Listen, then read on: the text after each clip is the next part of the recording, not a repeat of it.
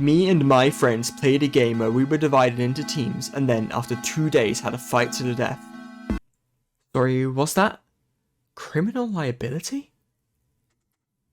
My lawyers would like me to inform you all that this took place in Minecraft and nobody was killed in the creation of this video.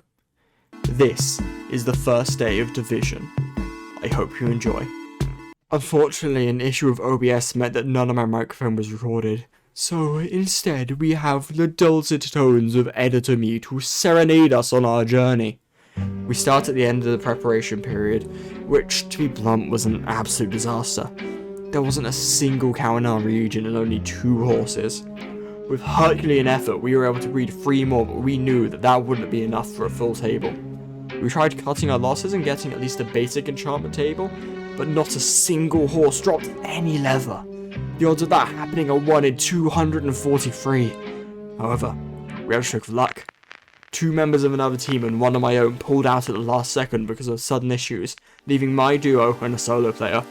We decided to merge together once the walls fell, and, fortunately, our new friend Cam was absolutely drowning in leather.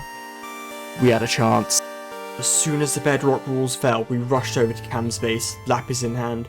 We were worried about getting rushed and caught with our pants quite literally down, but, thankfully, we made it there unseen. We got to work enchanting our items and distributing our loot, and we were even starting to feel a bit confident. We were fools. We went into Nether, hoping to find a fortress and brew some potions to secure an advantage.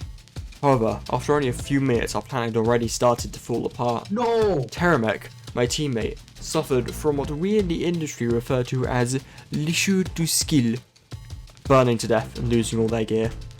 If that wasn't bad enough, another team had entered in Nether right after we did. We managed to find their portal, but there was no sign of them anywhere. Despite my pleas, Cam charged into the portal, baying for blood.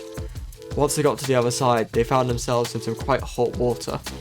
That is to say, lava. Just like that, they were already out of the game. But we weren't out of the woods yet. As Terra didn't die to a player, they were technically still in the game. He took some of our leftover gear out of the chests and went off to try and scout the territory of one of the other teams, Sus Morbis. 3 guesses as to what happened, and the first 2 don't count, he got spotted. I did my best to try and find him to fend them off, as he stood no chance, outnumbered and in leather boots, but it was no use. I've already lost both of my teammates, and it hasn't even been 10 minutes yet. But now I'm all alone against 2 full-strength teams. This is hopeless, right? Wrong. I could still hear the voices of my lost companions echoing in my head, and suddenly, something that Terra had said came back to me. This is the hole. Well, we can use that to mine diamonds real quick. If I'm to have any chance of winning this, I'm going to need everything I can get.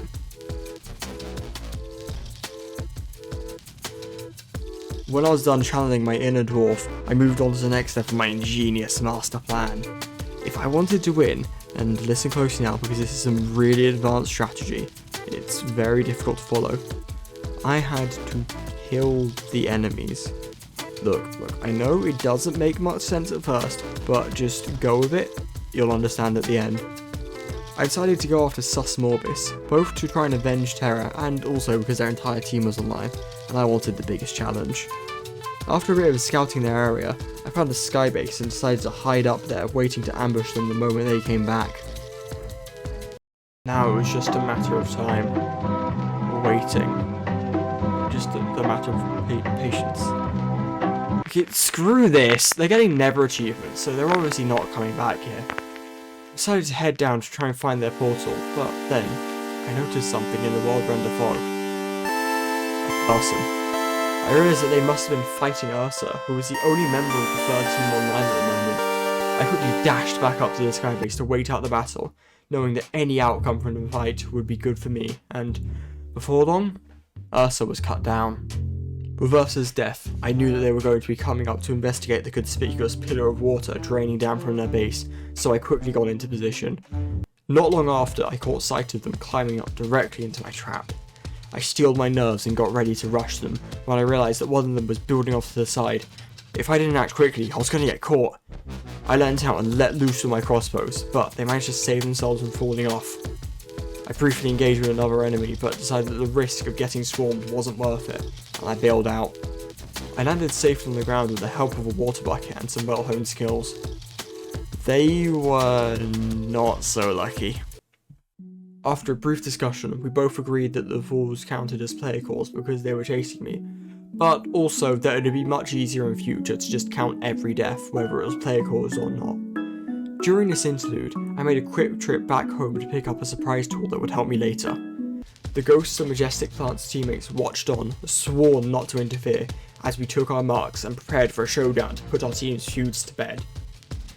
I took a deep breath as the countdown elapsed, and I let fly my set of piercing crossbows. I rushed in to try and finish him off, knowing that he had to be weak after the hail of arrows, but I fumbled and I missed an attack, and with it, the opportunity for a decisive victory slipped from my grasp. The tide of battle quickly turns against me, and I found myself dangerously close to death. I chose to play it safe and fled, hoping to find a chance to heal up and re-engage later. While kiting back, I took the chance to fire off my secret, my firework rockets. My first two found their mark before Plant could make it to cover, and they succeeded in stalling him long enough for me to get away. It was then that one of Plant's dead teammates let slip that they had golden apples. I knew that I had no chance if they could eat golden apples while fighting, so I decided to take a page from the Vietnamese playbook. I initiated guerrilla warfare, and so I did, over and over, dashing in, trading blows, and ducking out of reach once he ate his apples. Despite interference from the spectating spirits, I was never pinned down and forced to fight head to head.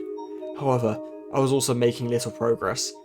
I began to grow frustrated, but then I noticed once more the defining feature of this map we were playing on, the chasms separating the areas. I knew then what I had to do. Started focusing only on making distance, trusting in my superior navigation and parkour skills to give me the time I needed. I soon found myself in the perfect position to execute the plan, and Plant with it. I leapt across the chasm and waited for Plant to catch up to me, hoping he'd be overconfident and fall for it. Fall down it. Look, I was hoping he'd activate the trap. I steeled myself and hoped. You keep running, your little squirrel. And then, it was over. I had defeated Sus Morbis. I had avenged Terramech. Even in this first day, we had already found flaws in the game. One team was almost entirely absent from the first battles, and the rules on what counted as death caused a big delay, interrupting the fun. But there was still another team left in the game. I couldn't celebrate my victory just yet. I got to work scouting over their area, hoping to find their base or something that could give me an advantage. And that was when I found it. The building that would change everything. Their mob grinder. Hey guys, I really hope you enjoyed the video. If you did, I would be so grateful if you could subscribe to the channel, like the video, or even just go and watch another one. The channel is brand new and right now the YouTube algorithm has no clue what to do with me, so anything you could do to boost the channel and support me would truly help me out. I've got some amazing videos coming out soon, and I really think you'll want to stick around to see them. I'm Jester and I hope you fools all have a wonderful day.